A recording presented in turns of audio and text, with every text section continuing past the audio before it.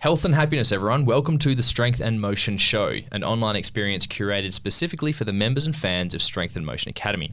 If you haven't heard of our space before, we are a 24/7 gym in Midvale, Western Australia, and our goal is to provide a space where people can build a strong and mobile body using a functional and holistic health approach to training and life. If this is your first time listening to the show, then thank you for tuning in, and I strongly encourage you to get stuck into our first 5 episodes. These first 5 are a complete deep dive into hashtag the holistic way, which is our 4-pillar approach to achieving health and fitness mastery. As experienced health and fitness coaches ourselves, we have identified movement, nutrition, sleep, and stress as the 4 key areas to always prioritize in order to live healthy and happy. You can do so by simply scrolling to the beginning of this episode list or search the Strength and Motion Show on YouTube and Facebook. Today, introducing our mystery sound number 1. Let's go this one, shall we, Nav? It looks nice to me, yeah. Yeah, that I one. like the colour. Oh. Ooh. Today we're talking strength gains for normal people. You know that's an 8-minute clip. That's 8 minutes, right? Oh, okay. That's a long Let's put this down. Let's just introduce Nav while we're here. Nav, welcome to the show. Thank you. Happy to be here? Absolutely. You don't look happy to be here. Do I not? No, I'm kidding. Bummer. I don't want to look happy. Spewing for the listeners. I was happy. I was going for what I was going for. Yeah, we just got this 8-minute track in the back. I reckon we'll leave this on a little bit of a low. See, this is what the intro music should have, you know. The whole time? Yeah, I'm going to roll it. We're going to roll it. Yeah. Today, everyone, we're walking and talking strength gains for normal people. The key point here is normal people. The common image that people have in their minds when they hear the word strength is a person with lots of muscle, often a really large athletic person or a steroided up bodybuilder. As gym owners and coaches, we commonly hear people saying that they don't want to get massive or they don't want to get big. But did you know that there's a clear difference between strength and muscle? Did you know that training for strength is different to training for muscle? And did you know that you can get stronger without packing on tons of muscle? So the truth here is that everyone who joins a gym wants to get stronger whether they are aware of it or not. The pure nature of lifting things that are heavier results in the body getting stronger. Even people who are pursuing things like cardiovascular gains, such as like being better at running and stuff like that, or cycling or circuit training, they're also getting stronger too because of the nature of working with resistance. Most normal people who go to the gym are not even aware of these differences, and today, by the end of this episode, you will understand the ins and outs of strength, muscle, and what your body needs and wants. So, Nav, before we commence our episode, let's just dial this annoying music. It's not really that annoying, but it's a bit... I was getting into a vibe with it, I won't lie. I was finally getting happy. Finally happy to be here. Here we go. All right, party on. Bummer. Nav, what's going on, not strength related, or it could be strength related, what's going on in the life of Nav? What's new? It's funny you asked that and you mentioned that because I had an epiphany the other day that... An epiphany. Yep. That a lot of the conversations I have normally are associated with the gym, my business, my own training, or my relationship. Because also they are the most important things in my life and they excite me so much and I'm so happy for them. However, I would like to balance out the things I discuss. So the thing that came to mind is I'm learning French. Ooh. I've been learning French for a couple of years now, but I've been doing it on Duolingo. And although you have certain teachings where you listen and you speak back, I'm very confident with reading and writing, but I'm not so good at listening and hearing it and then speaking it out loud as well. So Ocean and I have our first workshop next Sunday. Really? We're going to do a workshop together, get some phrases, some terms that we can utilize with each other, and then we can start speaking on an everyday basis. Because it's still my goal that by the end of this year, I want to be able to speak French, have conversations in French about everyday normal things. Oui. So I'm excited for that. That's what's happening. That's what's happening, learning French. It's challenging. Learning another language is way harder than I ever anticipated. I realized how little I know about my own English language because it literally would give me examples like, in English it does this, so in French it does this. And I'm like, I didn't even know it did that in English. So I'm like, I'm stumped here. Yeah. Let me get the Duolingo English one I should have gone to school, didn't I? I did drop out. That is fascinating. Do you know, it's actually really interesting that you bring up the workshop topic because I'm actually about to purchase a workshop as well. French? No, not French. Not French. Yeah, Canadian, French Canadian. No, I'm not going to actually do that. It's there's a a storytelling for public speakers workshop that I want to check out. Yeah, it's actually next month. I actually thought you were going to go into like just talking shit. Pretty much. That's what the workshop is. Like a medium, like a psychic. Oh, right. Like storytelling psychic. I don't know why my mind went to that. Right. Yeah. No, I'm not a medium, unfortunately. I'm like mediocre at certain medium things. size. Medium goodness at stuff. But yeah, there's a look, I've just been reflecting on, what are some of my biggest ambitions in life, and one of those is to be a public speaker, specifically someone who's talented at storytelling. Everyone, or most people who know me well, that I like to live the adventurous life, and part of that desire is because the adventures allow me to share stories. But there actually is a science to storytelling, and there's a science and an art to it. And so I've got the passion and the desire to want to do it, but in terms of really formulating how to tell a story and how to structure that into business and public speaking and presentations. That's something I'm looking to improve on. And as I now understand, if I want to be successful at something, at some point if I want to be good at something in the future, I need to start practicing that now. What? And who knew? Who knew? Really? Yeah, I thought I could just pay the money and I'd have the skill. I think I just buy my way through life. 50 years old, you know how to do it. Yeah, it just comes to you with age. Exactly right. I just got it. Someone gave it to me. So. Yeah, that's actually coming up next month. Actually, it's a 2-day workshop over 2 Saturdays, which is really exciting. So, I was just googling like public speaking workshops and stuff, and it came up. And who would have known? There's actually quite a few. So love that. Do that, and I might even look at Toastmasters as well. Yeah, just once a month or something. Just go out, rock up, and talk a bit of shit. So, that's exciting as well. So that's what's happening in the life of Josh. Beautiful. Let's get into it, listeners. Welcome to the show. We are up to episode 11. So we did skip a month. I think it was last month because life got in the way. But being episode 11 plus the one skipped month means 1 plus 11 equals 13. Exactly right. Cool. I went to school. We're actually up to number 12. It's our anniversary. It's our anniversary, yeah. It's our 12-month anniversary of the show. We do one a month, which is very exciting, which means that it does show that the podcast is working, because if it wasn't working, we wouldn't have kept doing it. So that's working really well, and I'm enjoying speaking in front of the mic, as we now know. I want to be a public speaker, and I know you have some interest down that route as well. So absolutely. Thank you everyone for tuning in, and welcome to welcome to the 12th anniversary, episode 11. Strength gains for normal people. So let's get into it, everyone. Let's get clear on what even is strength. As I just mentioned, there's clear differences between strength and muscle, and there are so many different ways of expressing strength that people need to understand exactly what type of strength they want so they can tailor their training to properly achieve their goal. So Nav, can you just kind of give us like a bit of an umbrella description, like what is strength in general? So we had the definition here. So different without the music now. Yeah. Woo. Still going, everyone. There's 90 seconds left of it, but we're just going to tune that one out. So yeah, by definition, it's the body's ability to exert force or to overcome resistance, which is why strength training is normally referred to as resistance training. Yes. Most people in general view strength as lifting weights or heavy things, and it's normally judged off of specific movements such as your squat, bench, deadlift. That's how most people look at strength. I want to be stronger, and so I need to be able to do a pull-up, or I need to do a squat or a bench. But strength is very relevant to the individual's goal. So it's very subjective, objective to the specific goal of the individual. But where we believe strength should start is within someone's posture. Yes. The reason for that is we're always overcoming gravity. We're always having to overcome our own body's resistance as well, in that it could be spiraling or moving in a specific pattern that could create dysfunction, injuries, and it's going to make it hard to even sit here or stand or lay, the basic human nature. So that's where we create our baseline, our foundation for strength. Is in the posture. There we go. Strength also means posture, everybody. It's not just lifting heavy things. It's your relationship with gravity, and it's your relationship with tension.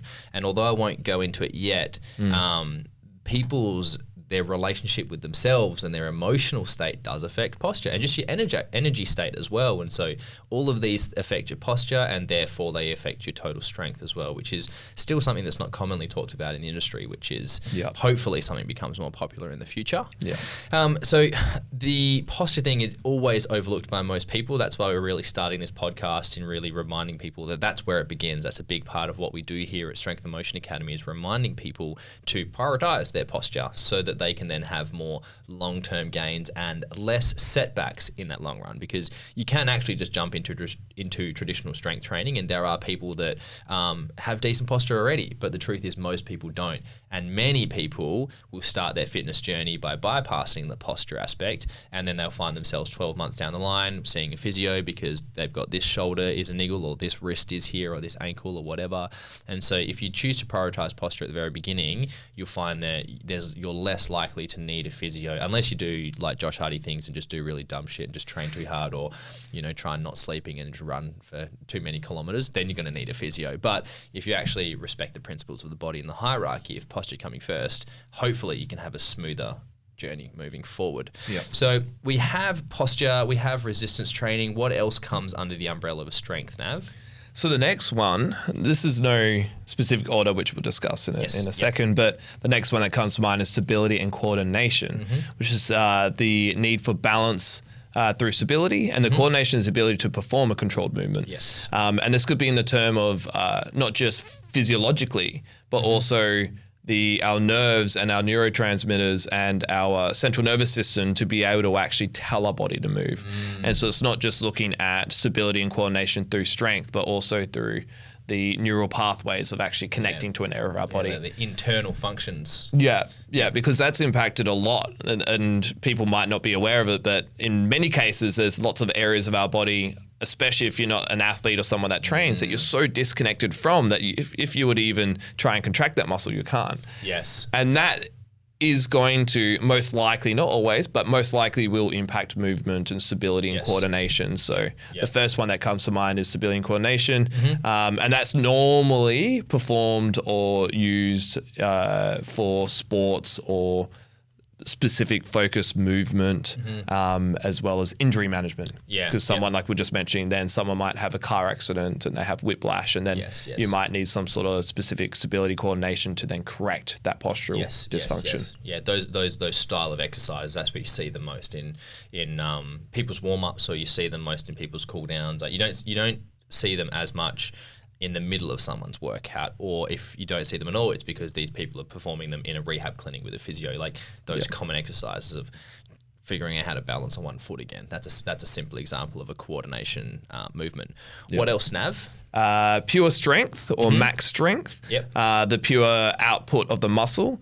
Commonly, and it's normally trying to move as much weight as possible within a specific movement. So powerlifting and strongman come to mind, where they're trying to lift as heavy of a deadlift, or as heavy as a squat, or heavy as a squat bench deadlift, and then strongman like your Atlas ball and what have you. Atlas balls are those big concrete balls. They just try and pick them up and put them on top of blocks and stuff like that. Which is a cool movement. It is really cool movement. It's cool for destroying your fucking back out. But for most people. For most people, I love strongman stuff. I think it's super entertaining, but you do need an outrageously strong frame to handle like the abuse that those guys put their bodies through. Which is, it's wild. Absolutely. So that's pure strength. And then the next one, moving into muscle hypertrophy. So although this is like I would say a subcategory in that hypertrophy and strength are normally separated, however, there is a relationship between both. In most cases anyway, if you were to build muscle, that is going to relate to strength as well. But it's not always correlated, because you can build strength without as much muscle hypertrophy as well, which is what a lot of people would do in like a weight specific sport. They need to be a specific weight with specific strength, but they are correlated. If you were to gain muscle, you tend to gain strength, and if you gain strength, you gain muscle. And that's what hypertrophy is. It's muscles, it's muscle growth, muscle building. It's the actual physical size of muscle building, which is what you most commonly see in the more commercial gyms. That's the most standard style of training. That's the most fitness influences, it's the aesthetics, the way it looks. Hypertrophy, it's not purely aesthetics, but it's mostly how do I explain that? Most people want hypertrophy for the aesthetic reason. Yes, yeah, I know what you mean. But you can build tone and muscle hypertrophy in an area to Yes. correct posture or dysfunction. Correct. Yeah, Yes, you are. Yeah. But most people are like, I want to go to the gym because I want to look better. That's exactly how I started. That's why most of my clients see each other, see me for, is that they want to get to the gym because they say they want to get stronger. And this is what this podcast is about. Is people come to us, they say we want to get stronger, but they don't really understand what that even means within them. And it's like, they do see themselves, they visualize themselves lifting more like heavier things, but the thing that is usually the most strongest desire is that they don't really care how much they're lifting. They're just really caring more about how much tone their muscle, their body has, or how their body looks, which is a really important thing for our self-confidence as well. And so just to elaborate on what Nav was sharing with pure strength and muscle hypertrophy, pure strength is more related around how hard a muscle could contract and what's its total output. And the more common styles of people that use this training thing is athletes, because athletes want to be strong and powerful, but they don't want their weight to be too much bigger because they need to be lighter. And a great example is a jockey, because a jockey wants to be stronger, but they don't want to weigh the horse down. Or like triathletes and endurance athletes, they want to be strong, but the lighter they are, the faster they can go. And fighters as well. Fighters are always restricted to a weight class, which means they have to be as strong as possible without getting too much bigger. So they do want to build a small amount of muscle, but not too much because it slows them down. Where on the other side, someone who wants pure aesthetics, they're less concerned about how much they can lift or what the numbers on the scorecard would be if they were testing their strength, but it's more how are they going to get judged on stage? How do they look? How, can I increase the symmetry my shirt of the muscles, the all posture? Of that. That's pure sculpting. So that's what hypertrophy is more about, the shape and the size of the muscle. And then there is pure strength, which is the muscle's actual dedicated output. And as we know, when you train for pure strength, you end up building a small amount of muscle. And when you train for pure hypertrophy, you end up getting a bit stronger neurological, the muscle output increases as well. So there's definitely a relationship there. Yeah. So I also wanted to note also that it's actually incredibly hard to get really hard from hypertrophy training. What? It is honestly like simple in a way, but the hard thing is being consistent at it. And the hard thing is managing the food intake as well, and living the lifestyle that requires lots of muscle building. So yes, it's pretty straightforward. There's simple boxes you got to tick, but there is a reason why most people don't achieve their dream physiques, because there is a level of challenge there. So I do know that based on our audience and most people that listen to this podcast, there is a fear of wanting to get too bulky. A lot of people, they want to build muscle, but they don't want to get too bulky. And the response from Nav and I is always, trust us. If it was that easy, everyone would be huge. And so we really encourage people to, even if you don't want to get bulky, actually try and push that limit and try and get as huge as you can, so you can really understand what output is really required to get that big. And especially for females, hormonally you're just not structured to just build muscle as fast as men do as well. And so it's even slower for females to build muscle, which should actually be seen as a good thing, because then it mitigates that fear of wanting to get too bulky. Yeah, absolutely. What else, Nav? What's another thing that comes on the bracket of strength? So we got speed and power. Yes. So kind of similar to pure strength, but more so in the speed of which that output is. Yes, mainly. That's exactly right. So it's how fast the acceleration of the movement, usually used in as athletes, like throwing a ball, throwing a punch, or throwing a kick. Yeah, sprint work, lunges, sprinting, jumping. Yeah, so like the plyometric as well as the impact on the ground and the ability to stop, catch force, and then push that force another direction as quickly as possible. So if you'll jump off a box, land on the ground, push through the ground as quickly as possible to then do a jump vertically or horizontally and what have you. So that's that speed and power commonly used in athletes or sprinting or some sort of movement like that. Tennis players want speed and power. NFL, basketball, any pretty much all sports have rapid change of direction, and that's where that explosiveness really comes in. And fight as well, they want a bit of a huss. Hiss huss. Because being quick does have a benefit. Absolutely. Like being able to move through space quickly, get out of range or into range, getting in and out of space, and for like basketball, being able to vertically jump high and quick is a massive benefit. Definitely. Yep. And what else, Nav? What's the last one? Final one, the fun which is the most exciting form of strength out there. Absolutely our favorite, dynamic strength and functional strength. Yes. So for me, and this is a big topic that comes up quite a lot, right? Like functional strength. It's like, oh, well, squat and a bench deadlift is functional. Yeah, absolutely. You could create function within anything, right? But for me personally, functional strength means the application of that strength and its function within your life. You know, like how functional is it to you and your life and your goals, right? But in most cases with the people that we're working with, we're working on function in its ability to create balance, to create symmetry, to be able to sit, stand, walk, run, throw, walk upstairs, like all the standard things that we need to do as a human being to function. And then dynamic strength is strength through movement, like the dynamic, static being still, right? Dynamic being multiple movements, dynamic in its patterns and space. So to me, dynamic strength means the ability to move our body through different planes of movement, not just in a specific plane. Yes. And dynamic movements get very complicated within the gym for most people. It is an interesting gap in the industry, given that dynamic stuff is quite challenging to learn for many people, but it's actually one of the most important things to learn. And generally, if you're taking someone across a learning journey, you want to teach them the easy stuff first and the hard stuff later.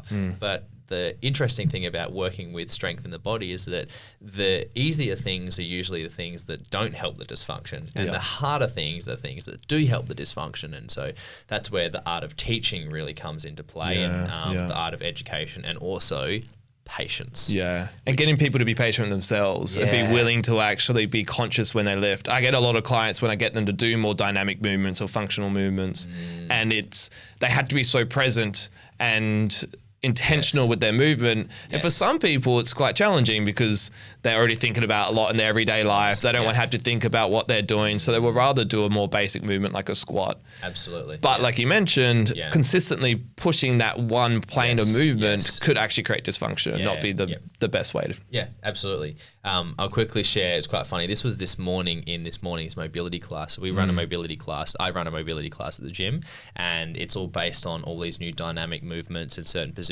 that we are learning and have learned to help improve the posture of people. And because there's lots of weights involved, when people see the word mobility, they think it's just like a yoga class. They're just stretching, but I've got all these weights involved. So I'm teaching people to twist and get themselves into positions with load, and then inhale, exhale through that. And this lady, it's her first ever class, and she was just like, "Is this the mobility class?" I'm like, "Don't worry. Everyone who comes to this mobility class for the first time, they understand, or they get nervous, but then at the end of the session, you'll be sweet. You'll actually understand that it's a mobility class, and you will feel more relaxed." And so, when she was nervous. She was actually nervous, and as she was very agitated in the class, and I kept reminding her to relax and breathe, and she was just nervous and overwhelmed that everything was new to her, and she wasn't settling to the class. And she paired herself up with one of the other ladies, and they just like clicked like that, which made it even more challenging because they were just chit chatting the whole entire time and not breakfast club. It was breakfast club, and they were just yapping in the corner, which is fine. They were having a good time, but I ended up as she was in a stretch, I was like, "Can you tell me what's tattooed on your wrist?" And she goes, "Oh, I had to get it there because I always forget to it." And she's tattooed "breathe" on her wrist. And then every time I came around, I was like, "Remember your tattoo. Slow the fuck down. Like, chill out." And she was just, but that's just a story of, it's so common that beginners get overwhelmed. And it's an art of slowing yourself down and getting yourself more present with your body, which is what you need to really work on your posture, is to slow down, become more present with things. So that even happens with athletes. They'll come into the gym, they might have a coach that thinks that the best thing as an athlete is to do circuit training in the gym, just go harder, more output. But if they're already doing so much output within their sport all the time, maybe bulletproofing their body and creating more resilience and more balance through the body through strength training is actually going to improve your output when you're doing the sport. Because if you're constantly just drilling specific patterns and output, by the time you're doing that in the gym, that's not going to complement your training sometimes within your own sport. And so this is kind of like, there is a fine line there as well, even as an athlete. Yeah, absolutely. Yeah, it's really, this is one of the key things we're trying to get at, is strength is often seen as just strength, but if we really want to see our bodies get stronger, we need to really spend more time working on the internal components of our bodies. And people think output, we're trying to remind you that input is just important. And I think it's from the book, The 7 Habits of Highly Effective People by Stephen Covey is where I first learned it. And I think it's that book where he brings up the concept production capability before production. Yeah. And he's talking in terms of, business and personal development. And I think he used the example of actually production lines of, I think he used Henry Ford as an example. It doesn't matter what the actual example was, but it's reminding people that people are trying to do the thing, but it's not always the thing that you need to focus on. It's your ability to show up and execute the thing, and how well does it's not the system that the production line has in place, it's how well do the people work together, and are the people excited to show up to work, and what's their attitude towards work. And so if you're thinking about getting stronger, it's what's your attitude towards yourself, what's your relationship with patients, and how willing are you to spend the time slowing down so that you can speed up in the future. And we just find so many people are just jumping into speeding up. They're already going too fast, and we're like, slow down, guys. So in summary, strength is an umbrella term, and we have things like pure strength, muscle hypertrophy, we have speed and power, we have dynamic strength and functional strength, and then we also have stability and coordination, which is really the foundation of posture. So posture comes first, your stability and coordination needs are very earlier on in the hierarchy, and then we're moving towards more of the strength stuff. So let's have a pause. Let's go to mystery sound. No, that's just my hands. That's not mystery sound. That's Yeah. Mystery sound. Actually, Nav, hit us with mystery sound number 2. I like this color. Let's go with that. 2-minute track. Some nice tracky stuff going on. Yeah, I don't mind this. Not bad. We're going into a 3-second break, everybody. We're going to pause the cameras. We'll be right back. Ooh. All right. Wait, do I pause this one, eh? You hold that, hey? Hold that. And we're back. The sound is gone. We're going to go, we'll put a mystery sound later. So with that in mind, we have now broken down the differences of strength. And now I think it's important for us to kind of help organize this into a hierarchy, helping people understand now that most of the people on this podcast are going to be more of a beginner moving into or transitioning from complete beginner to beginner, or beginner to intermediate. What's the hierarchy? What are the things that are more important to focus on now, and what are the things to focus on more later? So Nav, can you help us understand, what's important? How do we organize these strength gains from like pure strength, muscle hypertrophy, and stability and posture? How would we organize it in a way that will help most of our listeners? Yep, sweet. So as always, not one size fits all. As each person's different, their lifestyle's different, their skill set's different, blah, blah, blah. But there is a hierarchy that we believe will probably support most people. So let's dive into that. But firstly, there's 2 things that we want to really put into our minds and awareness before moving into anything. And it's, if you can't do something slowly, you shouldn't do it quickly, right? You should crawl before you walk before you run. And that also goes into, if you can't do something in a controlled manner, you shouldn't do it in a heavy or intense manner, or even a quick manner as well.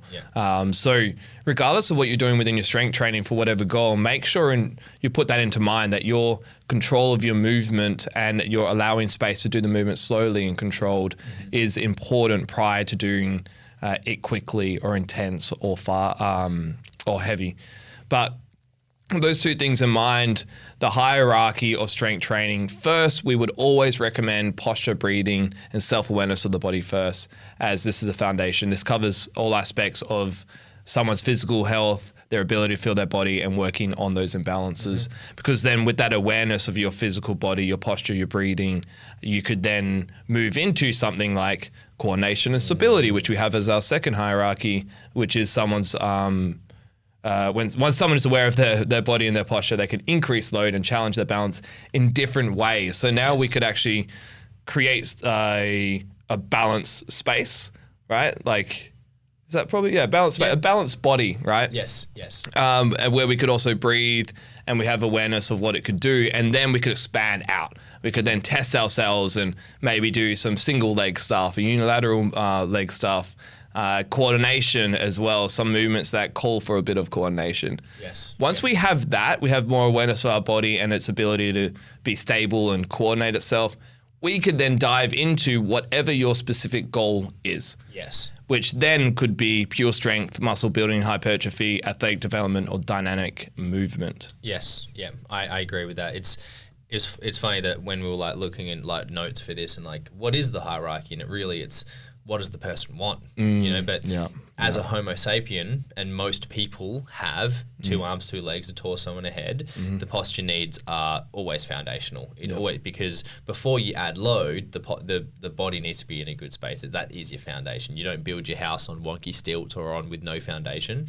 So getting that, getting the person's ability to execute movement, making sure they're actually aware of how their body feels. And so spending that time getting to understand their posture, and then increasing the demands on that posture by adding more challenging exercises. And then, if then someone's main goal is to build more muscle, then you would start doing more of the muscle building stuff. If their goal is to get faster, then you probably do more of the speed stuff. And then if someone wants to get bigger or stronger, then you would do the bigger stuff or the stronger stuff, depending on the nature of the application of what their sport or their goal is. And so that's really it, guys. It's just, you really have to understand what your goals are, and you really have to understand what the style of goal is, so that you can really tailor your training to move forward. So again, there's going to be a lot of people that just have general goals that they come in, I don't even have a goal. I just want to get fitter and stronger. I want to lose a bit of weight. I want to get a bit stronger. So what would the priorities be for people that have a common goal such as fat loss, or a common goal that just says, I just want to get a bit stronger and look a bit better? What would be the hierarchy there? Well, firstly, starting with posture, breathing, self-awareness, coordination, and stability. And in all honesty, if you were to do those just basics with also energy expenditure every day, so maybe daily steps, or go for a few walks every single week, so you're actually moving. The thing with fat loss, right, is we want to be at a deficit. We want to be exerting more energy than energy coming in. And so if we're eating well, within good food, within a specific caloric intake, we're sleeping well, we're trying to reduce our stress throughout the day, and we're actually just moving our body, even just through posture practices, coordination and stability sort of movements, that in itself will create a level of muscle growth and also fat loss. However, for most people, they have an idea of how they want to look as well, right? When they look at fat loss, they also have some sort of a idea of how they want their body to be shaped. And so that's where something like muscle building hypertrophy will probably come in handy. So for most people that come through with something like fat loss as a goal, I would normally recommend starting off with posture, breathing, self-awareness, coordination, and stability, and then adding in a level of muscle building and hypertrophy to then, if it's a female and she wants bigger glutes, do a little bit more glute work, with the conscious and awareness of what that's going to bring and how that's going to look and how you're going to feel with that. Yeah, very good. And it's good. It's important that Nav did touch base on nutrition, because a lot of these goals, if you're muscle building, you actually do need to eat adequate amount of protein, and you also need to eat good, like nutrient dense foods as well, to make sure that the body's being nourished in order to do that. Same again for fat loss. Again, nutrient dense foods, and then sitting on a healthy calorie, whether it's a calorie deficit or finding maintenance first before they go into their deficit, and then again having a nice high protein diet so that the body is actually feeling quite nourished. So diet, even though we're not going to talk about diet today, there's plenty of episodes in the podcast list if you want to learn more about nutrition, but they are super, super important. And you'll find that it's more of the nutrition that steers how the body responds rather than the training in this aspect, because for both fat loss and muscle gain, you're kind of doing muscle gain training for both of them, just at, I guess, varying intensities, which is hopefully a real easy way to explain to you guys of what you need to be doing for that. So now that we've fully broken down the different types of strength training, let's talk about the benefits that people can look forward to. Benefits of strength training. Hit me with something. My best shot. Hit me with your mystery sound number 3. Good evening, everybody. I just found the keys to a city. The beats are big and the lights are pretty. So why can't we go to the baby? Interesting. I don't mind it. Do you think these are people, the people that set these are the ones that made these, or have they chosen these as like royalty-free tunes, you know what I mean, for their podcasts? Well, given the nature of this studio and probably the people that be using it, I reckon it's royalty-free stuff. Yeah, that makes sense. They've just downloaded it off the interwebs or bought it. It's not bad. What do we got, Nav? Benefits of strength. Let's go with improved levels of physical confidence. Yes. Everyone wants to be confident. Well, yeah, we all want to be confident. Absolutely right? want to be confident, Yeah. or It's more just- confident. I don't think anyone can. I think for me, as I gain more confidence, I'm not necessarily thinking greater things of myself. It's thinking lesser, worse things of myself in a way as well. Yes. You know, like accepting myself. No, we're getting deep into the confidence, but No, I like for me it. is Yeah, that. no, I think confidence is that is a big part of it. Like people think they need more confidence, but I feel it's actually the willingness to let go of the fear. And when you let go of the fear of what people are going to say about you, what people are thinking, and the shit that's going on in their mind, when you realize it's not that important, then you just come off more confident rather than the fake confidence of like putting on a show or putting on a mask. It's like you're hurt by something, but pretending you're not. Yeah. You're fucking hurt, mate. And that's okay. Yeah, and that's totally fine. It's yeah, good. That's Like, totally feel fine. the pain, Yeah. feel the guilt, because as soon as you feel it, it goes away, and then you don't have to run from it anymore. Yeah, So, yeah. and that that's confidence in itself, just facing things as they happen. So yeah. there we go. Emotional strength is what we're talking about today. So improved level is physical competence, and I will quote, it's not really, I think it is a Hormozy quote, but it's been floating around a lot in the gym as well, is outwork your self-doubt. And for someone to see themselves, once they see themselves training consistently and seeing them improve and seeing their body improve as a result of their strength training and just their general efforts, that starts to erase the doubt, because it's like if you say you're not good enough but you're actually getting shit done, it's like, oh no, actually I'm doing stuff. And You gain from some self-assurance by having proof that you're Yeah. capable. You I've done that. I've succeeded at that. I've achieved that. Yeah. You've actually done it, and you can't deny that. You can choose to, but it's hard to deny that you're actually moving forward as well. And so the small wins are worth celebrating when you do that, guys. So safety and injury prevention is another big thing, is that we don't, again, the more time we can spend not going to the physio. Sorry, physios, I know you've got a really great role in society, but we don't want to see you. We want to make sure that it would be ideal if we were never injured. Obviously, that's not really ever going to be the case. But the more we can make our body stronger and more resilient and bulletproof the joints, as per se, allows us to have more confidence within our bodies. And there's actually less fear of injury because our body's strong. So safety and injury prevention is a really good thing. And then you get to reinvest that physio money towards, I don't know, whatever you want. Massages or alcohol and chocolate. No, I'm kidding. Don't do that. What else, Nav? Longevity of life and health. Yes. Yep. So just life is going to be so much better in general, being free to move and act and do the things that we want to do. Yeah. And then also there are obviously obvious benefits to being strong, being able to have strong bones, Yes. to Strong have boners. Yes, as well as that is strength training increases testosterone. It so does. I'm adding this to the notes. Strong boners. Bigger boners. I promise bigger ones. That's a lie. No, stronger but more dense boners. People will pay us for that. That's for sure.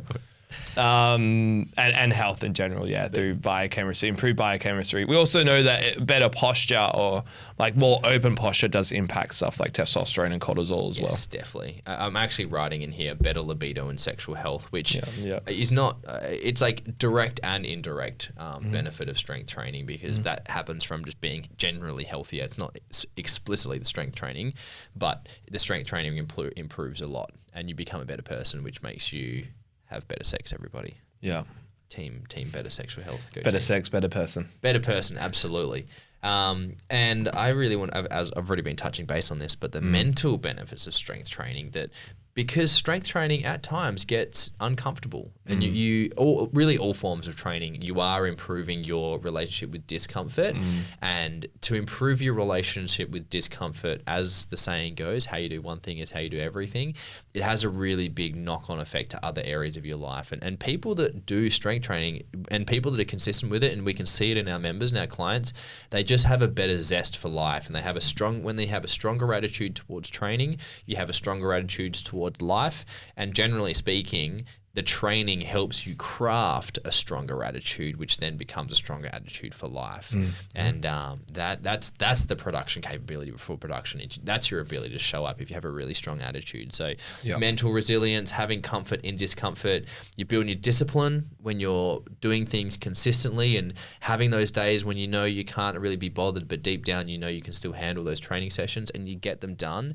That's a really great life lesson. And then there is the cognitive benefits that I've really noticed as well is when you start to improve your coordination, improve your stability, and improve your physical awareness, that has a great impact on the mind, and as well as you having your general attitude towards life is improving, the brain functions and the nervous system functions so much better as well. And getting healthier improves your energy levels, and there's all sorts of things going on. So really personally, I'm most grateful for my mental, emotional, and cognitive benefits 100%. from strength training more It's than my any. main reason for training by far. Mine was actually the boners, but yeah. That never happened, so we shifted. I was never getting boners before, and then all of a sudden started strength training. What else, Nav? Aesthetic benefits, so Yes. being more comfortable in the way you look. So Yes. it is a confidence aspect. I think also aesthetic, being in a long-term relationship, well, I guess only 2 years now. You call that long term? I guess so. Longer than anything I've ever done. I'll take it. But I guess in a more committed, serious relationship, aesthetics also does come into play in that I want to look good for my partner, and I want her to be proud of me as a partner as well. Yes. You know, I kind of feel I like the idea of her showing me off and being able to show me off. Like to me, that's attractive, and I think it adds another variety to our relationship that does impact in a positive way. It's a lovely gift. It's a lovely gift to give, and the knock on, as we've just discussed, the knock on effect of you doing that and prioritizing that also just makes you a better version of you, who's therefore a better version of her as well. And so it goes both ways. Again, we kind of hinted that everyone focused on the aesthetics, and that's not the most ideal thing, but it's not about not focusing on the aesthetics.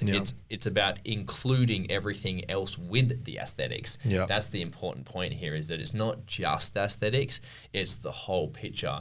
And we feel and look better as a result of inviting all of that in as well, because if you just focus on the aesthetic benefits, it becomes a very hard marker to measure, and then most people honestly still get stuck with it's never enough. Like, how big is big enough? And from my own experience of being a topless waiter, being a male stripper as well, if it wasn't for the validation I got from the public and the women I was serving, I genuinely would not have seen myself as enough physically.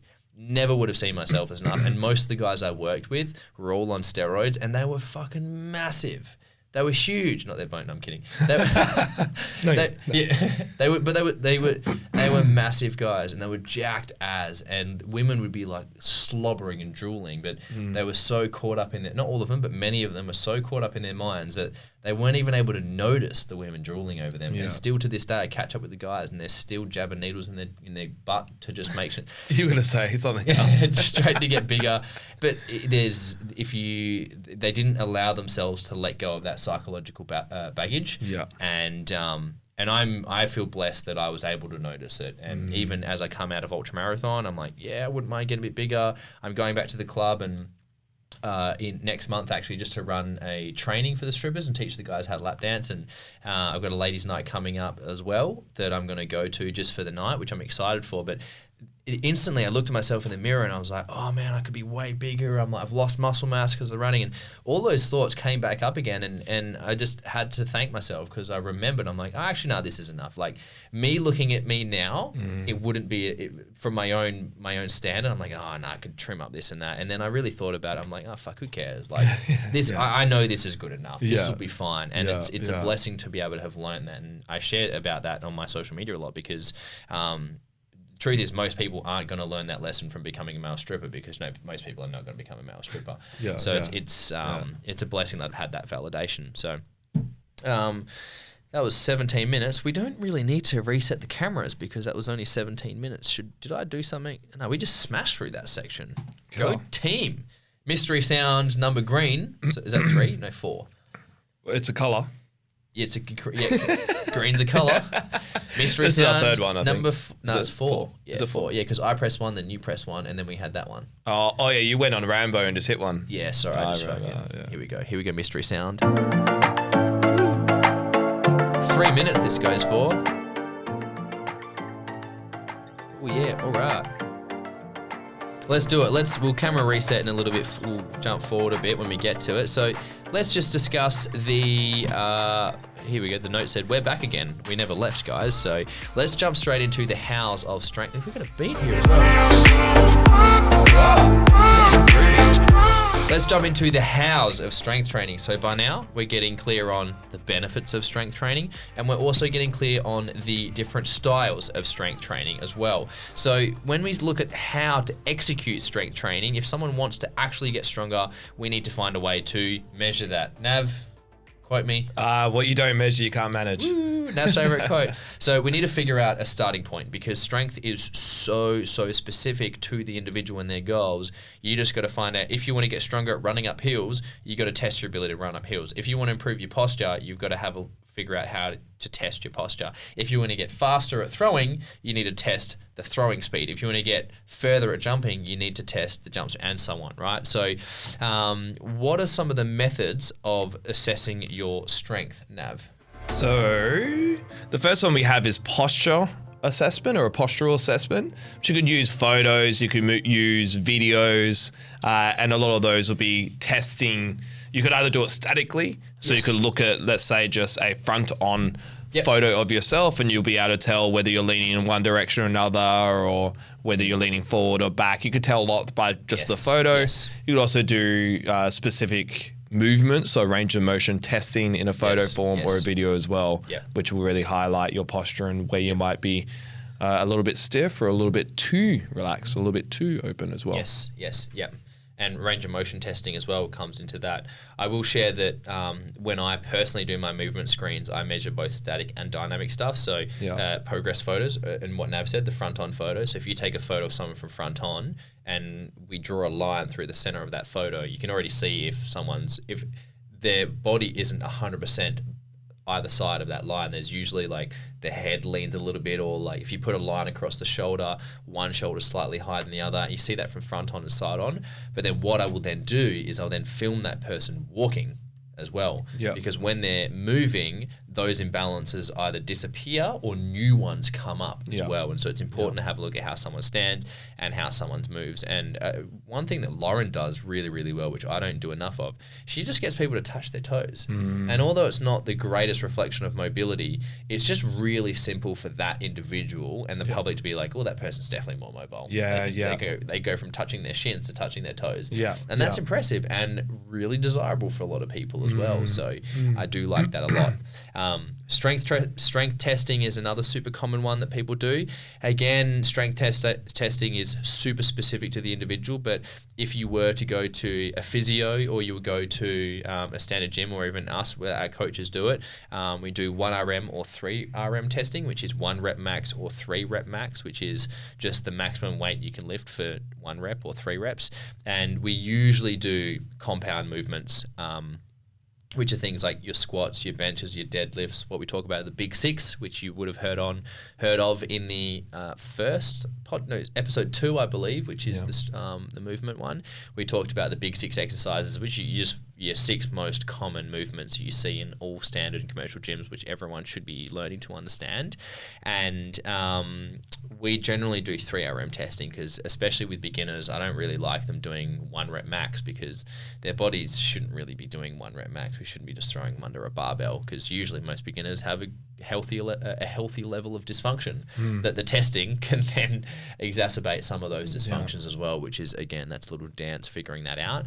But you could also find strength just from training in general and tracking the workouts, like tracking what they're doing, how many sets, how many reps of a specific weight, of a specific movement. Yes. That showcases strength in itself as well. Absolutely. That's a really safe way to do it as well. It's like, okay, this is the exercise we're going to teach you, a squat. If you can only do a bodyweight squat, just do whatever you can, and that's your starting point, and then building from there. What else, Nav? We have power testing. Yes. So you wrote force plate here, but no one really uses a force plate. Yeah, we don't own one yet. One day we will. Lauren wants one. Force plate would be awesome, which is just a plate that will measure the force input onto it and then out off it as well. So it's basically just a platform that measures, I think it measures in Newton meters, I believe, which is, it's just a measurement of gravity force. Sorry. I was going on a tangent. I'm like, that's a fucking waste of time. I'm glad you caught yourself. Yeah. You gave me the look. I'm like, oh. Yeah. You could also do stuff like speed measurements.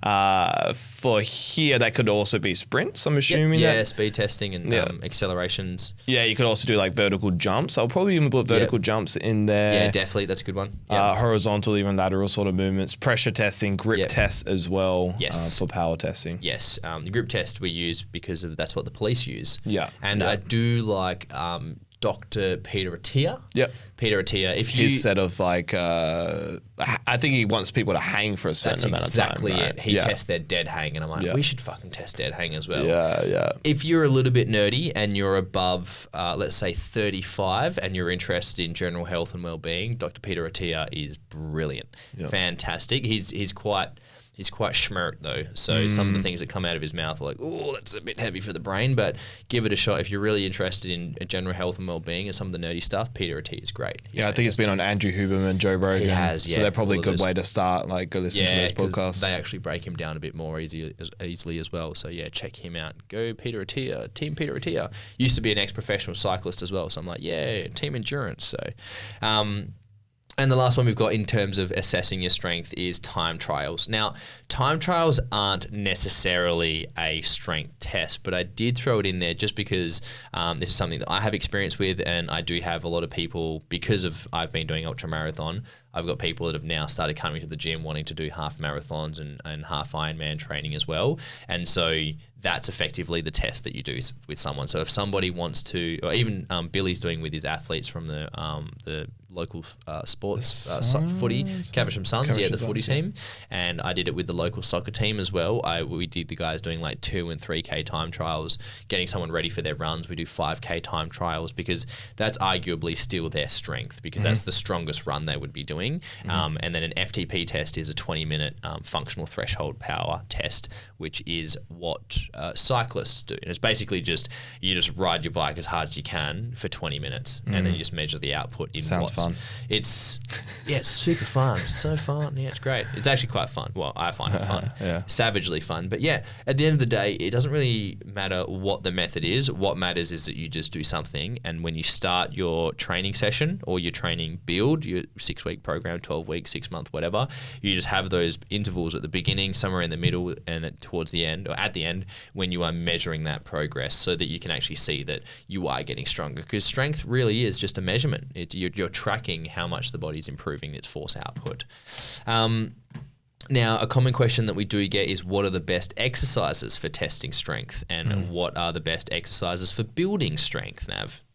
Yeah, so as we just went over different methods of assessing your strength, so it's also very specific to like, what are you trying to assess, right? Yes, so exactly right. Yeah, you're trying to assess a specific movement, whether it's your aesthetics, how you're looking, whether it is trying to touch your toes or trying to get your hands overhead or trying to push with your legs or hinge at your hips. So it's very specific to those. So we do have a set of exercises that kind of cover each area, which we could go over now. Yes, we should. That was that trick question.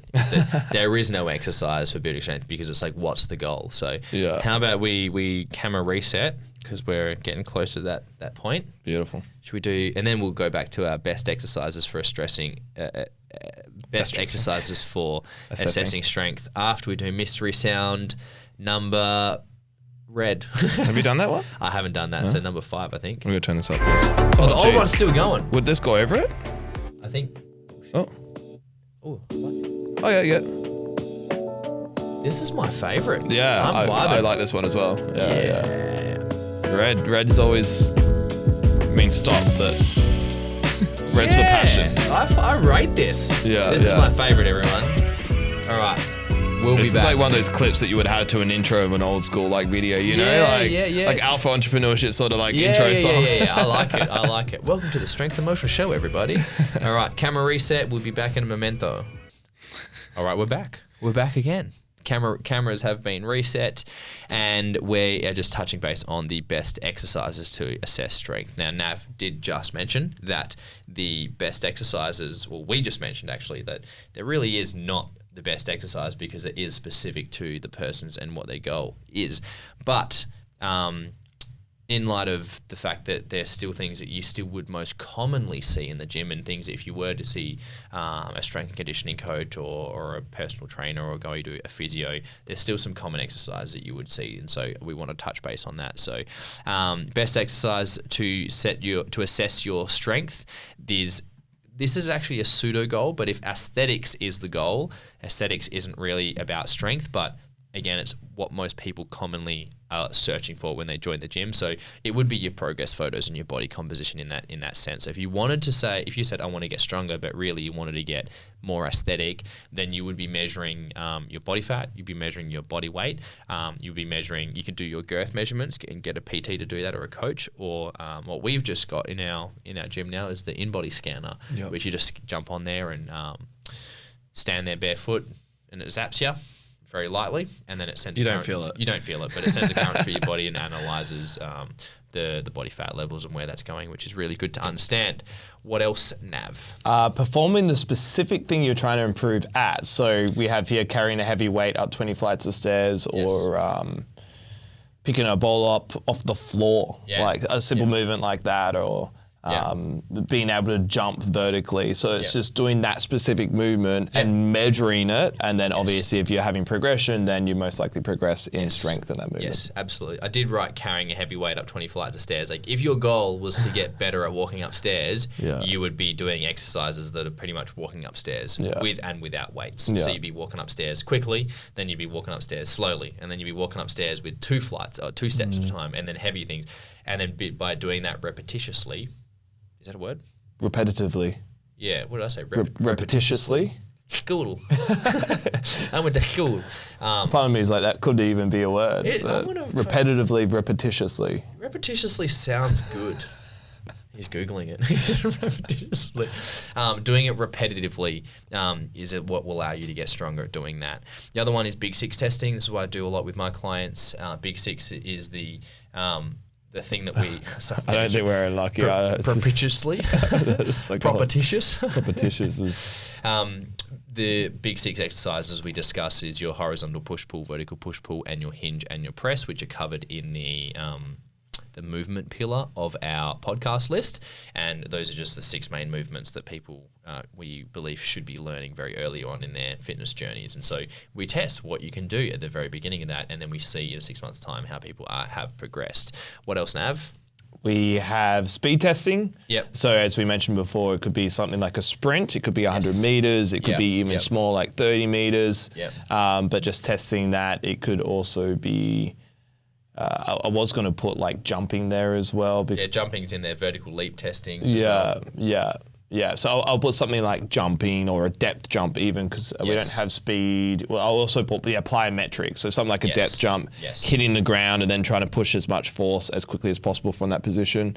And you could measure the speed of, if you were to have a plate to measure that, you could track like the force output as you land. Yes. But you could just track the height of which you jumped off and the height that you land in the air as well. Yes, absolutely, yes. And then you have, as we discussed before, like the FTP tests or like time trials as well, and beep tests again. It's really just, these are the things that are these are the things that you would do depending on what the sport is or the application of what your strength goal is. So moving on from that, if we actually going into now that we understand, that it doesn't matter what the goal is, depending on what the goal is dependent on what exercises and what approach you would take. And so I have a list of things here, which I'm going to cover in a second. These are the recipe list. This is the ingredients list, So even if Nav wanted to get better at fighting and I wanted to get better at ultramarathon, and then my client next to me wanted to get better at aesthetics, and my next client wanted to do a triathlon, and the next client wanted to get better for powerlifting, what are the constant similarities between every single one of us? And that's what I'm going to discuss now. So the fundamentals of strength and resistance training are simply this. First of all, you're going to start off with your baseline posture and stability. Every single one of us athletes, as per se, we need to make sure that our body is free of dysfunction, it's able to move fluidly and has the ability to perform movements in a controlled manner. Baseline posture and stability is essential. After that, you then need to have the skill and the coordination of performing the main movement. So I need to make sure that I'm good at just doing general running and jogging. Rugging. I don't know. I'm not going to go down there. What rugging? Yeah. I've already turned that off. And Nav would be needing to do his head movement. He would be needing to Heading. He practices heading while I practice my rugging. Nav needs to practice his jabs and his cross and his hooks and his kicks and his checks. My client would have to be having his swimming technique, his cycling technique, his running technique, his transition technique. These are all the skills that the person needs to execute the sport that they're doing. So they've got their baseline posture and stability. They've got their skill and coordination of performing the main movements. Then from there, you need the base endurance to perform multiple repetitions of the movement. Bless you. Thank you. So if you wanted to do a strong squat, you should at least be able to do 20 or 30 light squats. If I want to run quick, I need to be able to jog for an extended period of time. And generally you build a bit of volume. So I would say with a client that's running, I would make sure that they can at least run 5Ks first. And then once they can run 5Ks, then we would start doing intense bouts of 5Ks where you do a 5K window, whether you do short and fast efforts, or if someone can handle a 60-minute training session, then you start increasing the intensity of that session. If Nav's training for a fight, he needs to be able to make sure that he can at least handle doing 5-minute rounds or 3-minute rounds before he starts adding in intensity to those rounds. From there, you need the consistency to continually repetitiously repeat the movements regularly over an extended period of time. And so there's a thing that gets me on Instagram is, and I actually quite like watching these things, but it's like, these are the best exercises for strength, and these are the best exercises for agility, or these are the best exercises for building a bigger back. It doesn't, obviously the exercise, there's a specificity to it, but it's more of, are you able to stick to that exact exercise over and over and over again 2 or 3 times a week for your 3 sets of 10, 20, your 5 sets of 5, whatever it is? And are you doing that consistently over a 3, 4, 5, 6 week, 12-week period? Because then you're going to get the progression. You need to be doing the same thing regularly to get better at that thing. And if you keep changing your exercises or changing your training program, you're not actually getting the desired growth because there's no locked-in specificity. So you need the consistency of that, which goes into progressive overload, which is the next point. You need to progressively overload over time. So all that means, over time, you're increasing the intensity or increasing the duration. So 5K runs become 7K runs, which become 9K runs, or Nav goes from doing 5 5-minute rounds to 6 5-minute rounds to 7 5-minute rounds, or 6 5-minute rounds with intense bouts within that. But you are increasing that capacity in some manner so that you are ensuring that you are progressing. The next thing is supplementary work to refine and improve the movements. So for example, if Nav is training for a fight and he's not very good at kicking, he would have to spend a little bit extra time at kicking. If my client has compromised shoulder mobility and is trying to swim, all the swimming drills are great and the progressive overload is great, but on the side he should be coming to the gym and working on his shoulder mobility or his thoracic rotation as well. So your program must have some sort of supplementary work in there to help make sure that you are improving or fine-tuning the little bits that are holding you back. And then the last thing is you need feedback. You need feedback and some sort of support, whether it's internal or external support, as in like just working on yourself, or getting a coach or getting someone to test and measure you.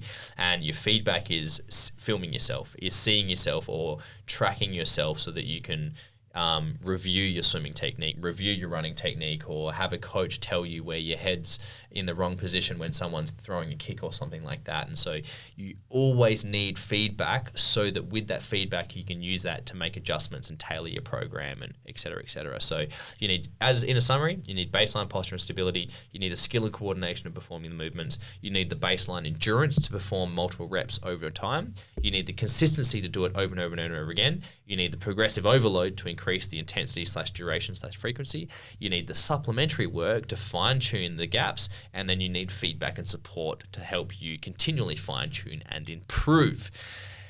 Now, Here's the fun part of the show. Let's go mystery sound number. I forgot. I've lost count. Mystery items. I went yellow, and that's as yellow in our thing. So, if you haven't heard of the mystery item segment, at the end of the show, we all introduce our mystery item, where I've seen Nav's already, and I think he's seen mine, but you don't know what it is. And the mystery item is a thing that we bring in that represents something to share about the concept. In this case, we're doing strength gains for normal people. So, Nav, what is your mystery item? All right. So, staying on topic with strength gains. And obviously strength is very specific to the goal or to the actual movement. But what I brought was toe spreaders. Toe spreaders. So for the camera that is there, for those that cannot see as they are using their ears and not their eyes, these toe spreaders are like a silicon-based product, and it's quite flexy and maneuverable. But what you do is you put it on your toes, over your toes, and it has space in between each toe. Yeah. So there's like a larger, thicker piece of silicone that will then be in between the toes, which creates space between the toes. Yes. The benefit to wearing these is it creates space between the toes, and the benefit to that is because with the more space that we could actually impact the floor, the greater stability that we have. So that's from more like a static standpoint, but also dynamically, if we could actually use our toes and use all the fascia in our feet and the whole movement through our calf and ankle and what have you, we could then drive more force through the floor for even basic static, like if your feet are static like a squat or a deadlift, but also if we were to be more like running or jumping or throwing, for instance, having more spreadable toes placed on the floor and more durable toes can be very, very beneficial. Yes. Especially nowadays where our toes are so squished from wearing shoes, or even wearing thongs, which it teaches our toe pattern to like grip onto the floor. And these things could create like plantar fascia issues and other issues within the feet. Yes. Bunions as well. People get bunions, which is a funny word. But yeah, toe spreaders help. Toe spreaders. I actually own a pair, and when Nav brought these, I was like, "Fuck, we need to buy these for the gym. We need to get these for the members because a lot of what color are yours? Mine are white as well. Yeah. Okay. So sorry, mine used to be white. yeah. They get dirty real quick. Real quick. Like I clean mine quite often because you also have to because it's so white. It becomes so obvious that you have dirty toes and dirty feet and dirty. Just with my mouth. Ocean cleans them for me.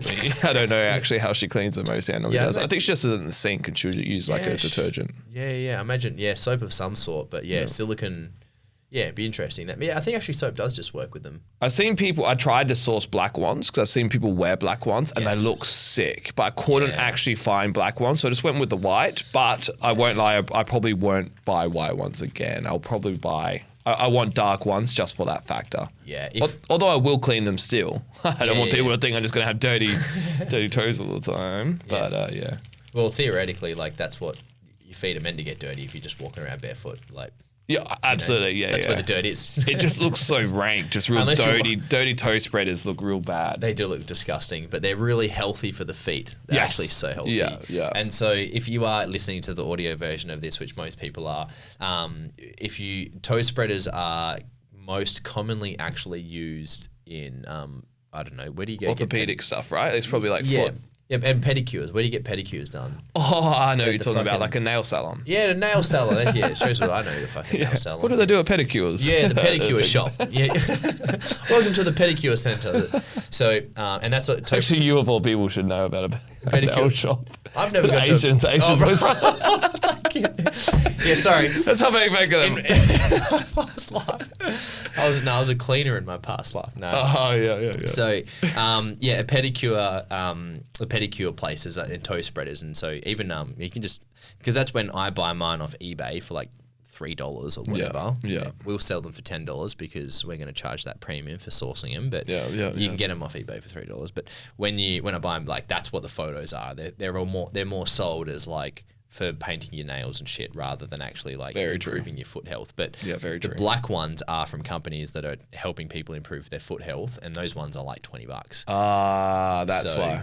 Like Foot Collective and stuff, I'm pretty sure they sell the black ones. So if we were to get black ones, we'd probably have to go jump on the I won't say, but we'll go on the sites to then communicate with like the Chinese suppliers and order our own brand. And Yeah. go through those. So That's a good idea. yes, maybe we'll do that. Link in bio for there's no link in bio, but link in bio. Sponsored by SMA Foot Spreaders. the pedicure shop. The pedicure shop. Discount now. So, Yes. my mystery item Bring it. is my Ollie rings. So, I've got these from the gym. These are my Olympic rings. So, they're basically these wooden rings, but I kept the straps with them because the straps are also a part of them. But Olympic rings are used by gymnasts. And the reason I have used these is because these are the ones that are closest to my heart. This was my first version of strength training, which was calisthenics and gymnastic work, bodyweight training. I really enjoyed bodyweight training. I was naturally quite a monkey when I was a kid. I was good at climbing things, and I ended up doing quite well when I started training. My body responded really well to calisthenic style work, and I was doing the handstands and the muscle ups and the pull ups and the chin ups. And the cool thing about this piece of kit is that when often people ask me like, what's if you're on a desert island, you can only bring one item, like what would you bring? I unfortunately wouldn't bring toe spreaders, even though because I'd probably be not wearing shoes on this desert island anyway. But a set of Ollie rings is one of my most common answers for that, is because it allows me, because I love dead hangs. It means I can do my hangs, do my shoulder mobility stuff. I can do my pull-ups, my chin-ups, do a lot of core work. And the other thing is, because the rings they have an individual strap, even if you go to a park and there's a tree with like a wonky branch, you can still get your things level to do pull-ups. So I really love Ollie rings for being a really versatile piece of equipment to do a lot of gymnastic style stuff. Nice. And really travel friendly too. That's the piece of kit that I would take with me if I was to go traveling. Well, to be honest, I'd just go to the gym in the country that I was at. But if I were to do it, to go somewhere that I didn't have access to weights or whatever, I'd just take a pair of Ollie rings that I could then just do that sort of training. So cheap and cost effective, versatile, and close to my heart. And my Olympic rings. Beautiful. Any recommended resources that some people might enjoy looking at or listening to that you have listed off, or anything that you I think we got Charles Poliquin. I'll go with Charles Poliquin. You could even just go to, I can't remember if it's Strength Sensei. Is it still called that? I hope so. Yeah. Charles Poliquin unfortunately passed away. Yeah, and I think his wife and his 50s. team continued on with Strength Sensei, but They you could should actually have. go check him out, and there is some education there. Yes. Books and podcasts that will discuss strength training and periodization and programming. And I think that was Yes. very useful knowledge to have. Yes. And then that knowledge paired with someone like Naudi Aguilar, like functional Yes. patterns, Thomas Myers, that focus on more of the fascial lines, meridian Yes. lines of the body through fascia. Dynamic movement. Dynamic movement. I think they go really, really well hand in hand. Yes. We've also got Dr. Andrea Spinea. He's a chiropractor who created FRC, functional range conditioning, and that's really focused around nervous system control, stability, coordination, bulletproofing joints.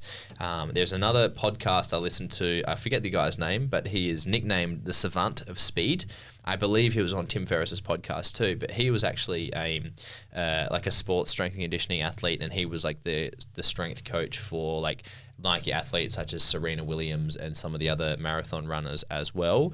And he basically used a force plate treadmill to measure people's the athletes' performance. And so if you are interested in more like running style and really like top end sports development and getting faster, this guy, the Savant of Speed, on Tim Ferriss's podcast, he was really, really good.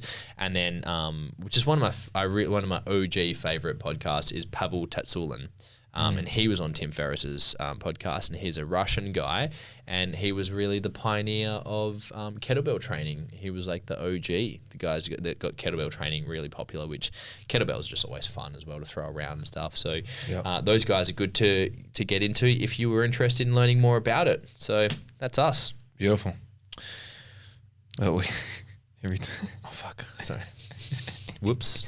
Cool. Thank you, everybody, for listening to the show. We will be back with our next episode, number 12. And the topic is, I don't know. It'll be something around... Fit after fam or something like that. It'll be fit after family or functional mobility, be one of those two. Oh, that's an exciting one. Yeah, functional mobility actually is quite good. That might be... We'll see how it goes. It's one of those two, is functional mobility or fit after family. And then we don't have a shortlist for our next podcast topic after that. So next 2 months coming up, the fit after family and functional mobility. And from there, thank you very much for checking out the show. If you want to come down to the gym, you can find us at 4 Elliott Street, Midvale, 6056. You can find Navar at Navar Pool on Instagram. I am the Joshua Hardy. Thank you very much, and we'll see ya in the next episode. And thanks for joining us on our 1 year anniversary. On our 1 year anniversary. How exciting. I don't mind these tunes. These aren't too bad. Yeah, these are better than the kangaroo. Yeah, kangaroo. All right, see everybody. See you in the next episode. Peace out.